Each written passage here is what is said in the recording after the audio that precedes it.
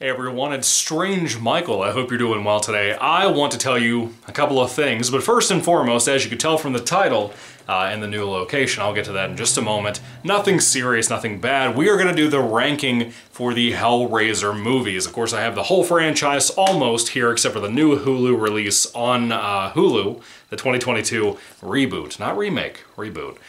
I'm not a big Hellraiser fan, as you guys know. And before I get into the ranking of this series that I'm kind of a little wish-washy on, I have some opinions that are probably going to bother you a lot about this franchise, including with the new one that's getting these rave reviews that, frankly, I don't understand. Number one, this is not a new house. This is not a new place. I didn't get kicked out of my house with my wife.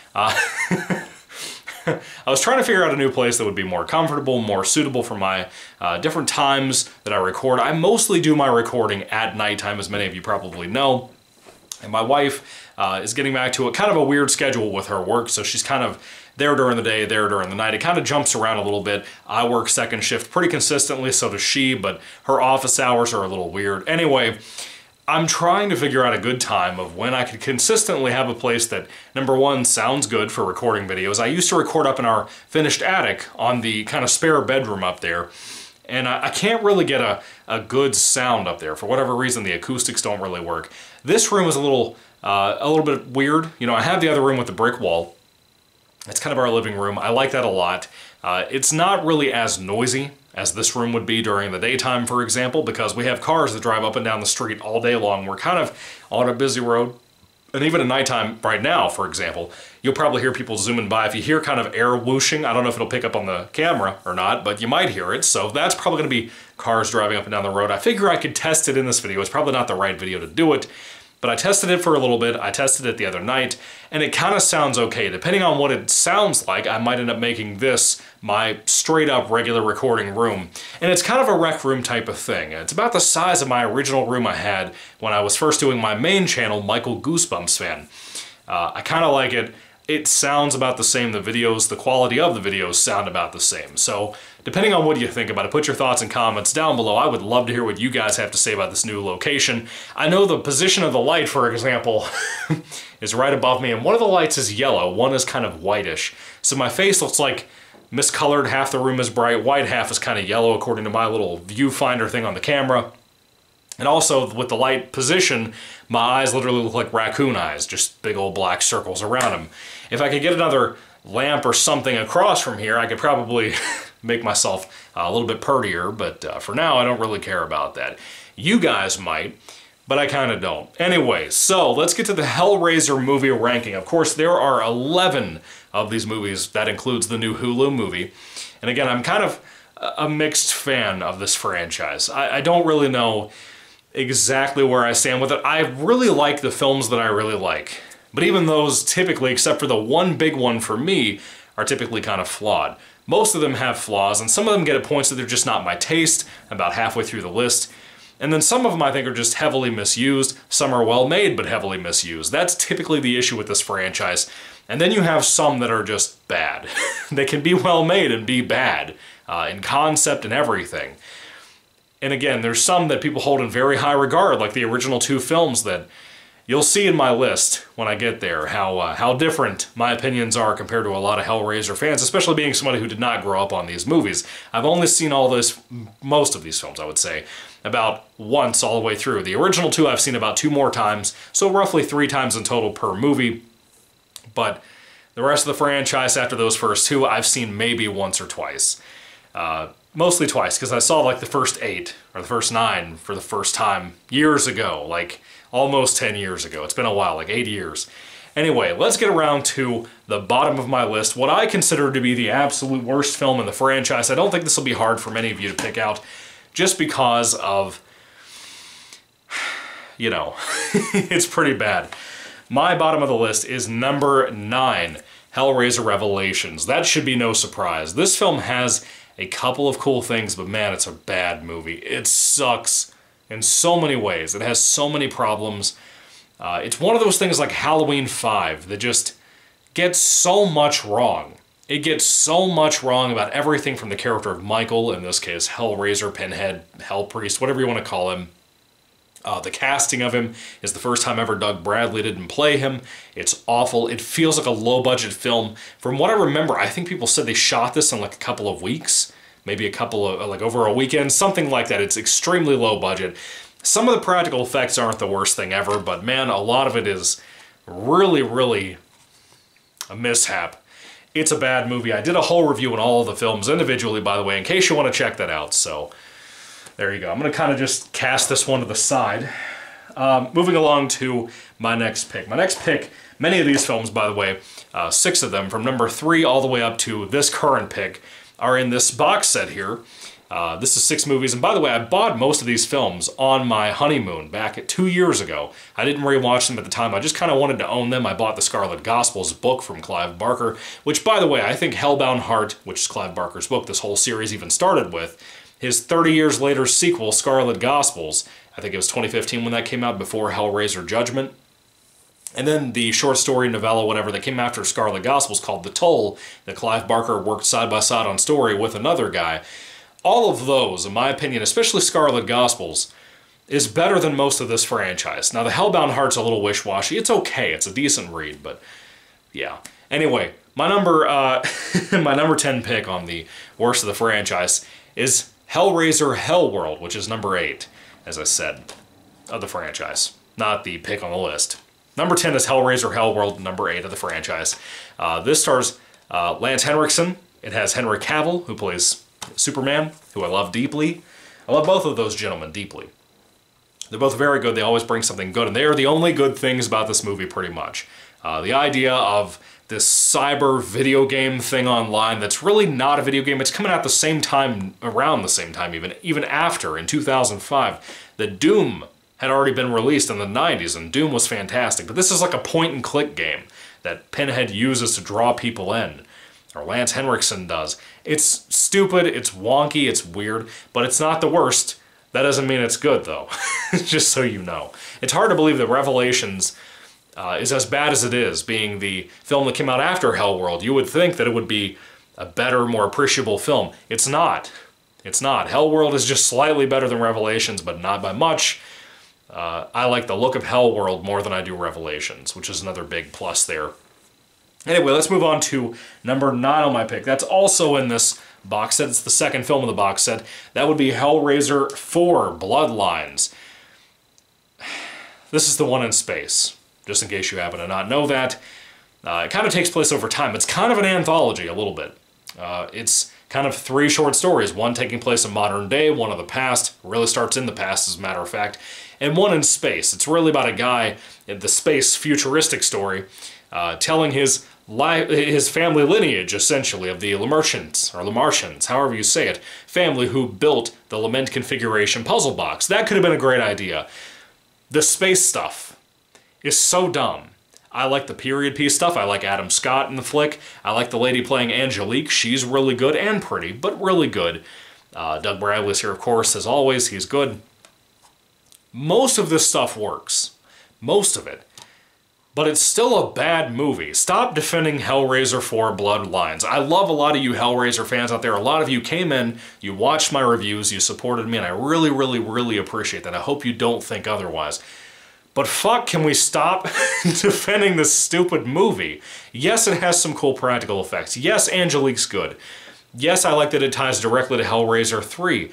But it also ties to some stuff way before Hellraiser 1, 2, and 3. It also ties to some stuff that's really goofy, really dumb. And if this had been the end of the franchise, I think a lot of people would be mad. And I still think the film that came after it, when they started going straight to video, because this somehow still got a theatrical release, and it probably killed Hellraiser as a franchise because of that. Because of the space stuff especially. Yes, it was a neat idea. Yes, it was a unique idea, but that's something you write for a short story or a book. You do not make this concept into an actual movie with a budget and everything else. It was just poorly done. And even Kevin Yeager, who directed this, who did all of these like Friday the 13th things and Nightmare on Elm Street, whatever, makeup stuff, even he disowned this shit. So it's better than Revelations. It's better than Hellworld.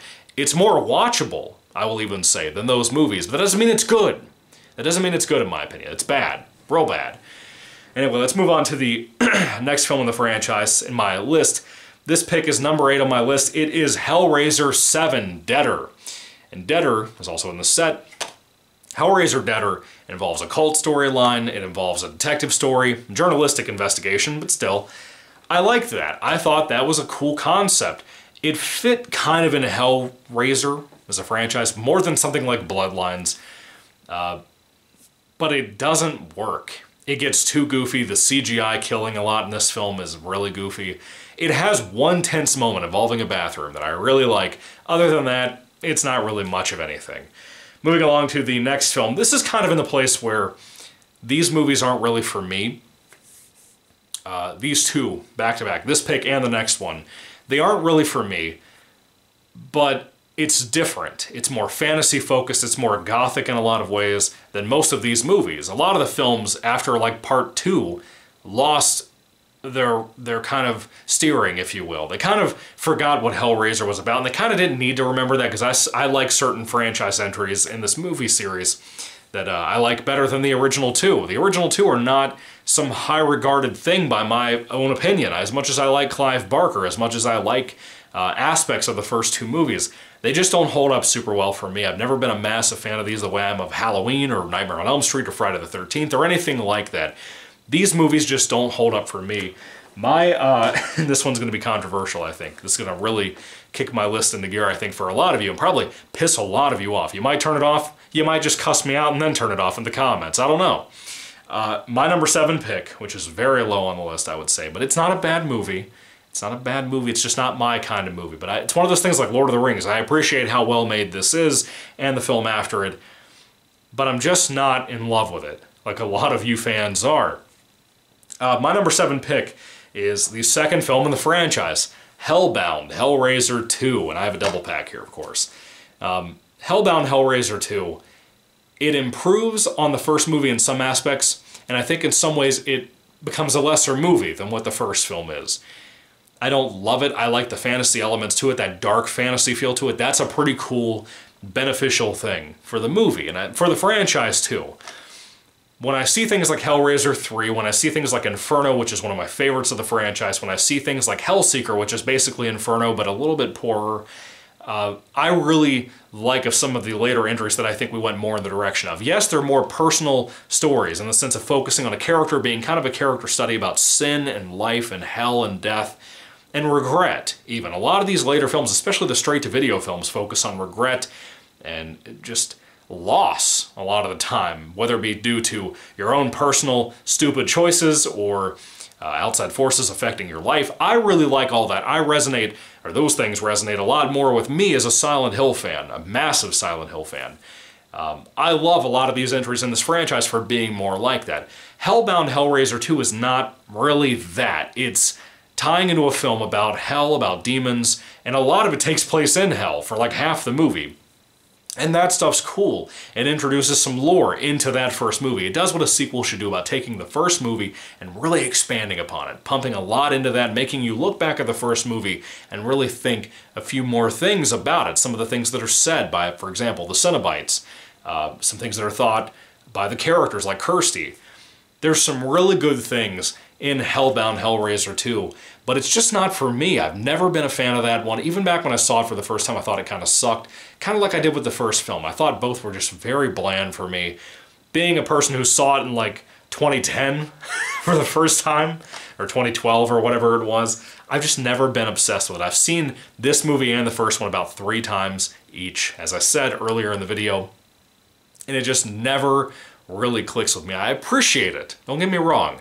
I appreciate the first film. I appreciate this movie, Hellbound Hellraiser 2, but it just doesn't resonate with me. It doesn't click with me the way a lot of people clicked with it back in the day if you saw this in the 80s when it came out. And if you love it, that's fine. But for me, as a newer-ish, fan-ish, if you want to call me a fan, I guess you can say that. But if you call me all those things, it's just not for me, man. It's Hellraiser. It's the concept.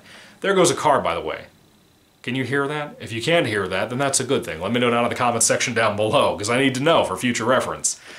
Also, this chair is very rickety, so if you hear something that sounds like a fart, I swear to God it's not me. Moving along to my number 6 pick. It is the original Hellraiser movie, also in this set. Again, I like it more than the second film. It's darker. I love the special effects in that second film, or that first movie.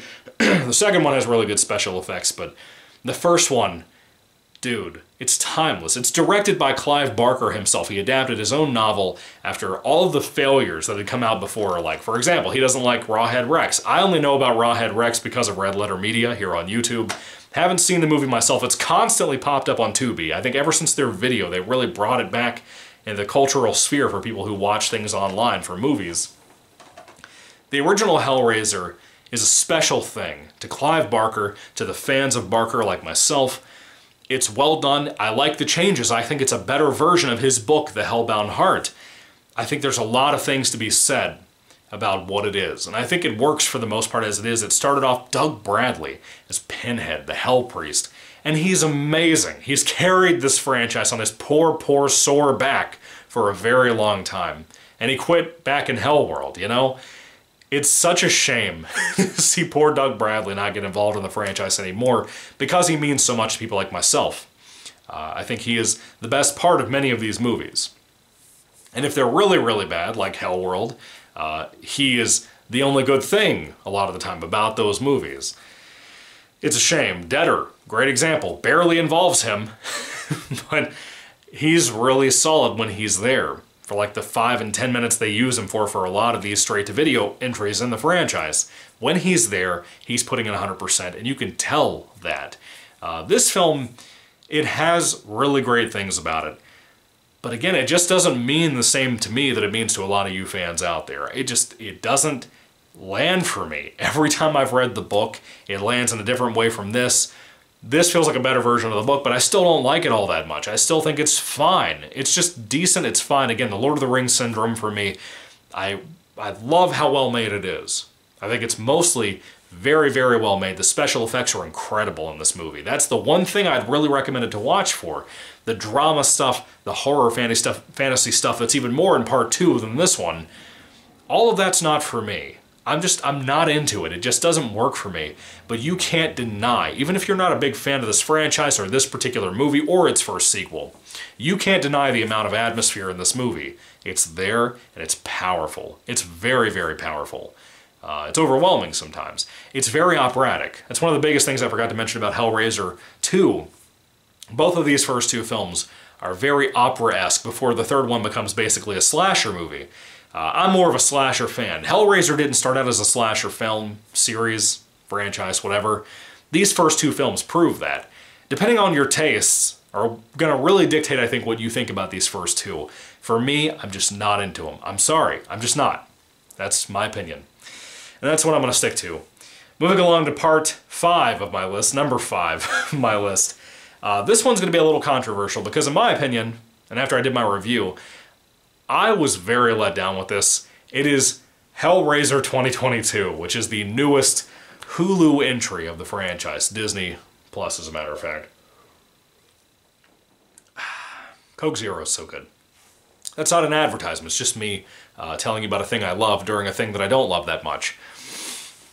Hellraiser 2022, I just uploaded my review for it. I wanted to get this ranking video up before I start uploading the Halloween videos, and I gotta jump on that tonight because, man, Halloween Ends comes out like Friday, and I got a bum rush to get all the shit out as fast as possible. Hellraiser 2022 is a massive disappointment. And I hold the first 2 films in a higher regard because of their own style, what they tried to do, and I appreciate them, but I don't love them. I don't love this movie either. I do think that what David Bruckner himself, who did things like VHS, which I really like, he did The Ritual, which I've not seen. I've heard great things from a lot of different people, but I've never seen it. Let's see, what else did he do? He did a lot of stuff, and people really love him. He's going to work on the new VHS film. He worked on a lot of VHS stuff, but he's really going to work on this new one, 85 or whatever they just announced at that whatever convention crap it was. I'm super stoked about that. I like David Bruckner, and I think he's a very talented filmmaker, just in general. Hellraiser 2022, focusing on a drug addict, goes back to that straight-to-video entry series of like Inferno, Hellseeker, what is it, Deader, Inferno, I already said that one, Hellworld. Mainly Deader, Inferno, and Hellseeker that focus on a personal, oh my god, I've messed up my life storyline. I love that. Again, being a massive Silent Hill fan, I love that. I was hoping that this film would be more atmospheric than it was. I was hoping it would be more powerful than it was. And I was very disappointed. I was very disappointed. From everything from Jamie Clayton playing Pinhead, which was not, I don't mean it the way you think I mean. I mean it like in the sense of, I was disappointed because I was super excited when I saw the trailer the other week, like 2 weeks before this film came out on streaming. Everybody was talking about the trailer. Everybody was excited for this. All my fans, our friends out there that are fans of horror, were all talking about this. My boss and I were talking about this at work. We were so stoked about this. And the movie let me down. It changed up Jamie Clayton's voice somehow, so it, you know, Jamie Clayton doesn't sound like they do in the video, of the trailer, I mean. Pinhead in the movie doesn't sound like Pinhead in the trailer, and that really let me down a lot. I wanted so much more for the Cenobites to not be stupid, useless, and, again, useless in the movie. They can't really do much. With all the abilities and all the power they have, they're such a letdown.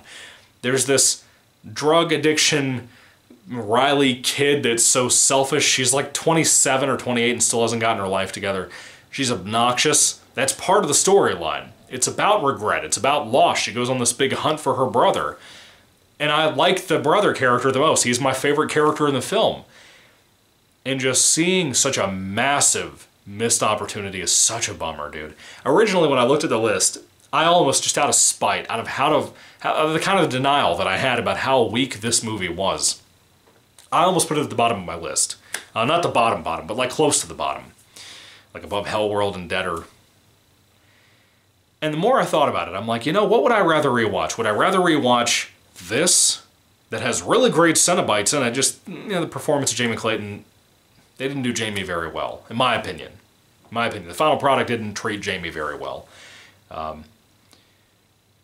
Being a mild fan of this film series, I was hoping for more. Being a fan of David Bruckner, I was hoping for more. I was hoping for more atmosphere. I was hoping, since we were going to this drug addiction route, that we would go for that straight-to-video, I regret all of my life choices and sins type of storyline. We didn't do that, really. I think people are fooled by the idea that they did that, but they didn't really do that. Not in the impressive way we could have. And there's so much CGI in this movie. And it's something I hate about Deader. It's something I hate about Hellworld when it's there. CGI and Hellraiser doesn't go well together. And this movie has nice little things here and there. It has some really good practical gore, for example, but when we use CGI, it ruins it. I don't really think there's a very strong, thick atmosphere for this movie either. Hellraiser 2022, to me, I'm absolutely in the camp that I think there are shills and bots out there talking about how much they love this movie. Now, you can tell a real comment from a bot comment a lot of the time on YouTube, on anything. The fact that the IMDb ratings have been locked since this movie came out, I don't know if they've unlocked now. I don't really care to go look because I'm just in the place that I'm in denial. I'm in denial that Disney is probably trying to censor criticisms about this film, which I think is insane to me. The film is not getting review bombed. The film is just weak. It's just not that great. But I'd rather watch this than I would the original two. Just because even though it's weak sauce, I like it. In a very mild way. I would rather watch this goofy-ass movie more than Hellraiser 1 and 2. With their massive positives, this one's just barely above them because I prefer that regret storyline. And maybe this film I'd like more on some rewatches. I doubt it, but maybe. And I am hoping it gets a physical release because I'll be one of the ones who will buy it for my collection. I think most people would that are Hellraiser fans or just horror fans. I think a lot of people, physical media fans, would pick that up for their collection. The big thing that's a shame here, and a big lesson about it, is that something that we all thought would suck, like Prey, was amazing on Hulu. It was fantastic. One of my favorite movies this year. I really hope we get a physical release for that. I doubt we will. We haven't got one for Mandalorian and all that on Disney+. But Prey was phenomenal. I really, really love that. And then you have this, that all of us were excited for, unlike Prey, and it just turned out to be so not what I thought it was going to be. In a bad way. In a weak way. Now, I probably sound like a scumbag because I've talked so negative and down about this movie compared to Hellraiser 1 and 2. But again, I like it a little bit more because of the drug addiction storyline, the regret stuff, the Silent Hill-esque-ness of it without the atmosphere really being there. But there are cool moments, again, the practical effects are cool. There's some good stuff in this movie. And it's watchable. That's the thing a lot of Hellraiser doesn't have, like I said earlier. It's a watchable flick. It has some cool things in here that I think are worthwhile, but it's very, very middle of the road for me. I'm not going to sit here and pretend like I'm some massive fan, or that it's worse than the original two. It's just weak. It's real weak, and there's a lot of films I like more than it. So, with that being said, all that being said, let's move on to my next pick. These number 4 picks, well, these 4 picks, above my number 5 pick, which was Hellraiser 2022, these next 4 picks are going to piss a lot of people off, and some of these picks, I think you've already noticed, are not below what they probably should have been to a lot of you. This one in particular, I think, is really going to get me some pissiness out there in the comments. I don't know. My number 4 pick is number 10 of the franchise, Hellraiser Judgment. Until this new 2022 film, this is what we had back in 2018. I had never seen the film. I just recently watched it and reviewed it for the first time ever. This is an exclusive review. And Judgment was such a surprising movie to me. I could not believe, watching through this film series, never really hearing anything about this film. I'd heard maybe a comment here or there, people saying they liked it. I never watched it, never experienced it, never saw any clips online like I did about Revelations back when I first got ready to watch that for the first time. Going from Revelations, which I think is the worst of this franchise, to this. Hellraiser Judgment, like I said in my review for Hellraiser 2022, I think it's a better movie than Hellraiser 2022. I don't care what kind of budget they had there that they don't have here. The creativity in this movie, the absolute disgusting grossness that it takes in this film, and also the way it tries to build on the lore of Hellraiser 1 and 2 and the franchise. It really loves and respects everything that came before it. And it tries to do something really unique, and I think it really is unique. I think the cop thriller storyline in here might not hit everybody the way it does hit me, but again, going back to that Silent Hill feel, I really love that about this film. I think it's a fantastic movie. I really, really love it, and I would totally sit down right now and rewatch it. They recast Pinhead for the second time after Doug Bradley. We had the guy from Revelations who was miscast. The makeup didn't fit his head right. He was just weird looking. The Pinhead makeup looked like trash. The guy that they picked here doesn't get a whole lot of time to play Pinhead, but he looks like Doug Bradley. He looks like Doug Bradley. Between that and the practical effects we use in this movie, the modification of the voice for this character in this movie for Pinhead, it's fantastic. I love it. I think it meshes so well with the kind of, again, Silent Hill regret storyline type of thing. This is so good. And I cannot believe people don't talk about this freaking fantastic movie that kicks the shit out of Hellraiser 2022. If you have not seen Hellraiser Judgment, you owe it to yourself. Even if you're not a fan of this franchise, you owe it to yourself to watch this. If you hated Hellraiser Revelations, which was direct-to-video, if you hated that and you wanted to see something better, this is direct-to-video as well, but this is it done right. The makeup effects that are here are done by the director, who has done a lot of makeup effects. You'll know him from things if you look into him. His effort, and he's also starring in the movie as well, his amount of talent is unheard of in modern day movie making, especially direct-to-video. This is phenomenal. I love it. I love the interview aspect to it. If you see the film, you know what I'm talking about. I absolutely love Hellraiser Judgment. It's not perfect. It has its flaws, and it's very short. It's like an hour and 10 minutes. Sometimes that low-budget feel haunts it just a little bit. But going from Revelations, which is so low budget, like embarrassing low budget for whenever it came out, 2013, 2012, I don't care. Going from that to this is impeccable to me. This is so great, and I cannot believe that I am saying that I like this more than a David Bruckner version of Hellraiser. That's amazing to me. I can't believe it. Anyway, moving along to my next pick in the franchise. This one I had a little bit of a hands up in the air kind of thing over this movie and the previous one, Hellraiser Judgment. This one has flaws, but I overall like the concept. I like the execution of it a little bit. It's the second direct-to-video film in the franchise. And that would be Hellraiser number 6, Hellseeker. Hellseeker's in this box set. I'm just holding it up to tell you. That might sound very controversial to even fans of Judgment. Judgment is fantastic. It's almost perfect for what it's trying to do, but the budget does haunt it. What I will give Hellseeker is that Hellseeker looks like a theatrical movie. Very much like Inferno does. Very much like the previous films, like 4, 3, 2, and 1. they look like cinematic movies. They look like theatrical release movies, not like Michael Myers and Halloween Curse of Michael Myers, which is part 6 of that franchise. It doesn't look like it's just, it looks like it's made for TV. It doesn't look like that. And sometimes Judgment does look like that. And it's kind of harmed by that, even though I think it has some of the greatest moments in the entire franchise in Judgment. Hellseeker is kind of a mindfuck movie, if you know what that is. Again, kind of like a Silent Hill type of thing with those games, that movie series. If you're not into that, you're not going to like Hellseeker. If you are into it, you're going to like Hellseeker. But Hellseeker is a weaker version of Inferno, and as you can tell, Inferno has not appeared on my list just yet. Yes, Hellseeker's direct-to-video. Yes, there is a little bit of CGI in here for some of the kills, some of the surprises like the worm scene, and that kind of ruins it. Yes, Kirsty is a character in this film, and she's very underutilized. We follow her husband after her death, basically.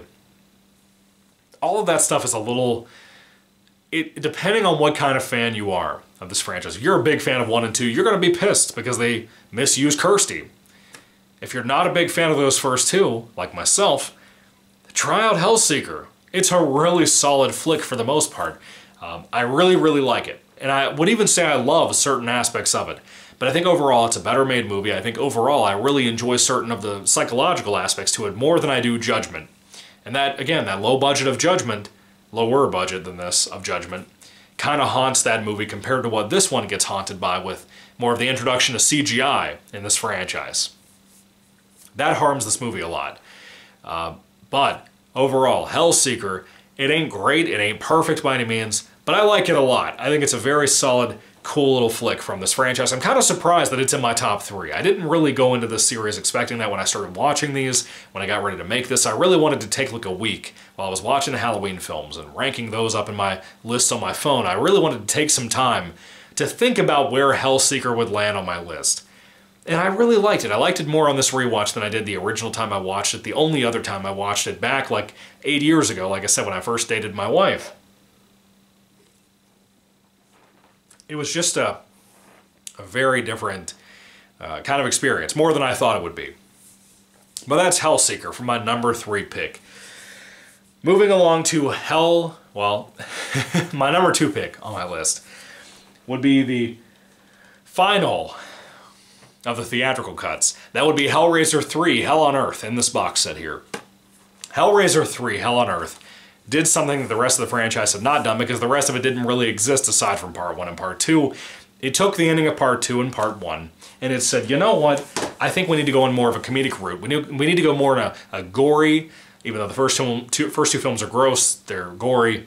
It decides to go on a slasher route and make Pinhead a new Michael Myers type character who talks a lot and who mocks the hell out of you. He starts off inside of a column in this movie, like a statue column. And he's inside of a club, you know?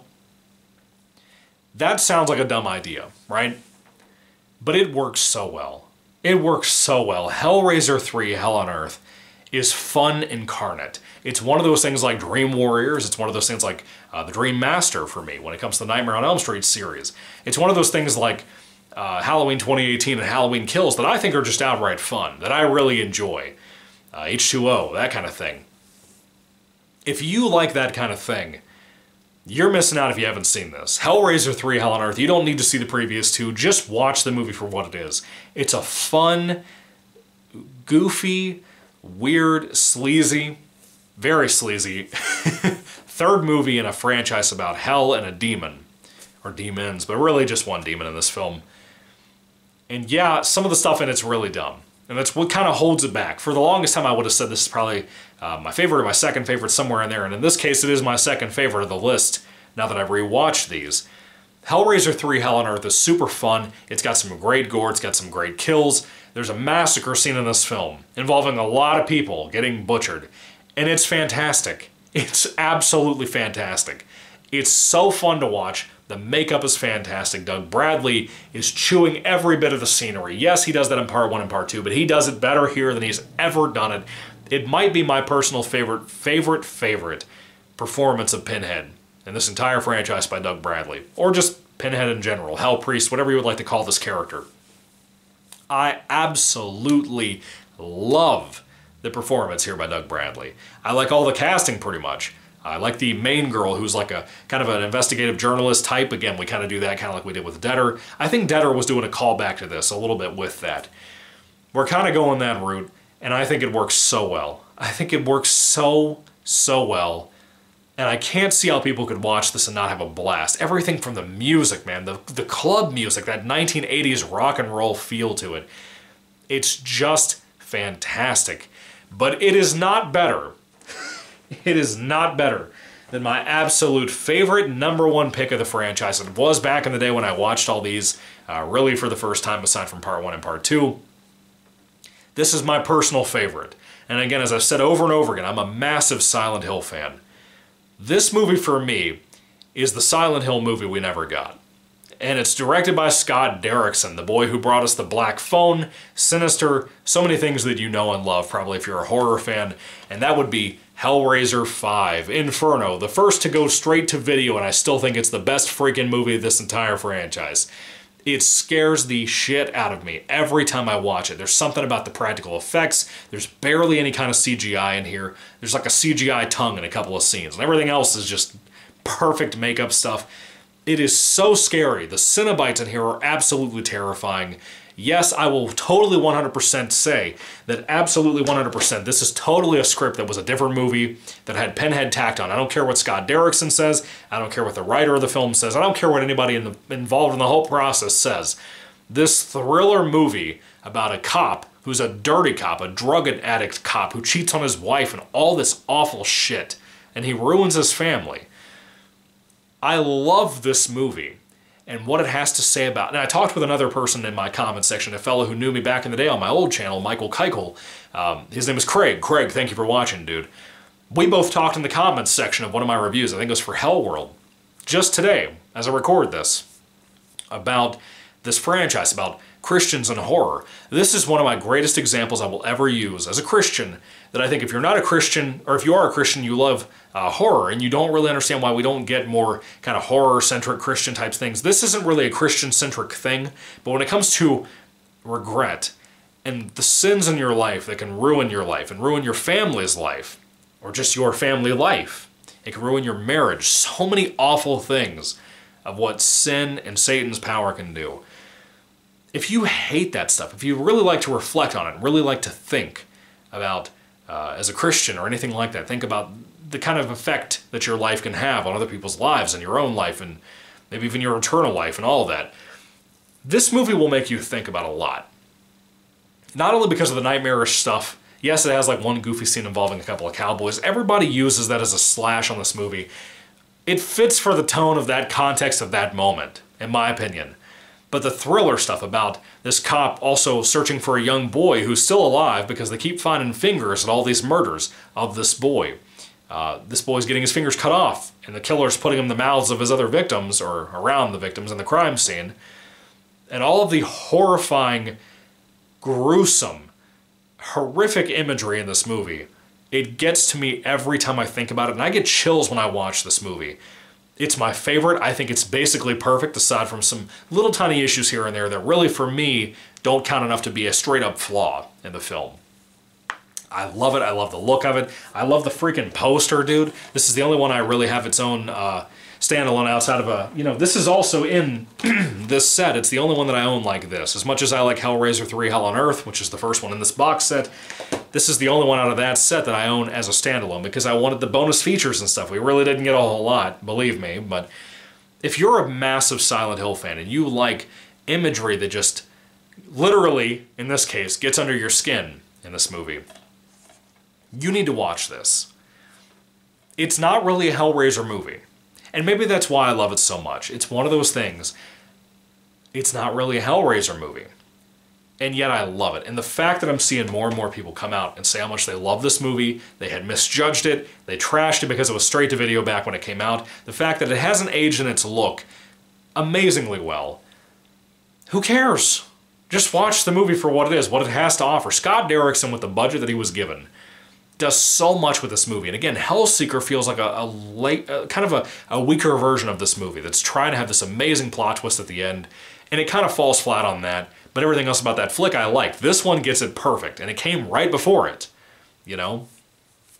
Hellraiser Inferno in my opinion, is the masterpiece of the franchise, and it showed the amazing promise of Scott Derrickson as a phenomenal director of horror, who is still a name, a household name nowadays for big horror fans, with everything like when he made Doctor Strange and Exorcism of Emily Rose, which are two of the things he did.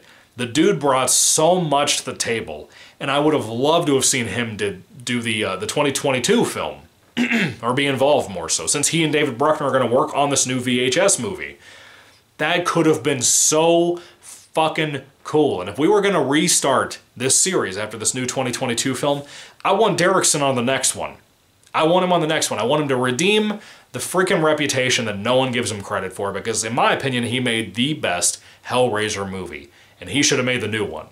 Maybe they didn't give him the chance because of, you know, he made what people consider to be one of the worst. That's stupid. The people who say that don't watch this movie for what it is. They watch it as, typically, in my opinion, my experience, I'm not saying you, I'm saying most people, seem to be massive fans of part 1, 2, and 3. And they go to this and they do not appreciate it for what it is. If you are a massive Silent Hill fan and you don't like the Silent Hill movies, and you want something that should be closer to the heart of like Silent Hill 2, or even 1 or 3 or whatever should be your poison there, you need to watch Hellraiser Inferno. This movie will not let you down, and if it does, it would shock the hell out of me. Anyway, with that being said, this is my favorite of the franchise. I will always defend the film. It deserves the #1 spot. I don't care if it's straight to video. I don't care if it's low budget, or lower budget than the previous two. How anybody could say that Bloodlines is a better film than this, which I hear constantly, I don't even know how to be friends with you. I don't even know how to be nice to you at that point. Bloodlines isn't entirely a wasteful film, as I said in my ranking video here. But man, if you consider this film a lesser movie than that, I got a lot to say to you. Anyway, Hellraiser Inferno is my favorite. What are your rankings for the Hellraiser franchise? All freaking 11 movies. I'm about to finish up the Halloween franchise. I'm going to start uploading those as soon as I get this video up. And then I will jump into ranking these series of films after I watch Halloween Ends this weekend, God willing, I'm alive. So, with all that being said, Hellraiser is a very mixed bag of a franchise. Constantly it misses the dart, or the spot, or whatever. It doesn't always land, and even down to now, with David Bruckner, as talented as he is, he missed it too. It ain't easy to land the right way with this franchise a lot of the time. And it's not really easy to mimic the original two because you can't do it the right way because they were made back in the 80s. They feel a very distinct way, and I don't think you can mimic that opera, soap opera feel to those movies nowadays. I don't think you could do it without people accusing it of being poor writing, poor acting, whatever. Those films are very melodramatic in a lot of ways, but a lot of people love that about them. I think for a lot of people it has like a nostalgia to it, and that's nice, that's fine. I'm totally nostalgic about things. Believe me, if you've stuck around long enough on the channel, you know that. I get what people are saying with that. But to say they are these amazing movies, I think is a fucking lie. I'm sorry, I don't know how people can feel that way about those. And when people tell me like Hellraiser's like its favorite franchise or their favorite franchise or whatever, I don't get that. I'd rather watch the Hatchet films than I would this. Sorry, but that's my opinion on it. Anyway, what are your rankings? As I said, please put those down in the comments section down below, as well as for even the newcomers. Let me know what you think about recording in this room. Maybe the baskets are distracting. Maybe this ventriloquist dummy of Slappy is distracting. Did you ever notice him? What about this one of Danny O'Day? Did you notice him? I don't think I moved too much like a boxer while I was recording this. What do you think about all that? Please put it down in the comments section down below.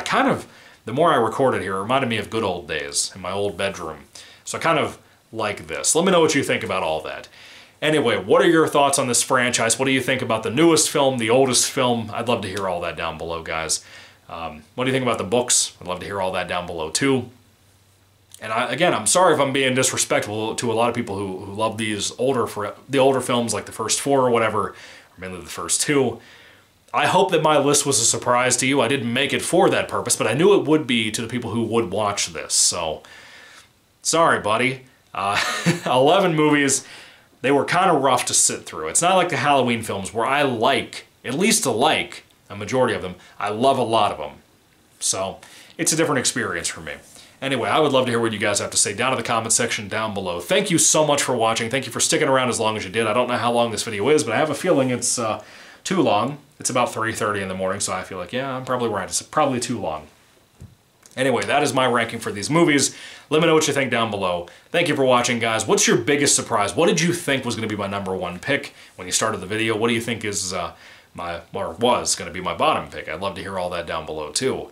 Anyway, thank you so much for being around here. Happy Halloween, guys. Tune in for the Halloween reviews immediately after this one finishes up. I will be uploading those for you. Anyway, thank you for watching, guys. God bless you all. And I'm going to go watch Halloween Kills after I do a review for Halloween 2018 after this video.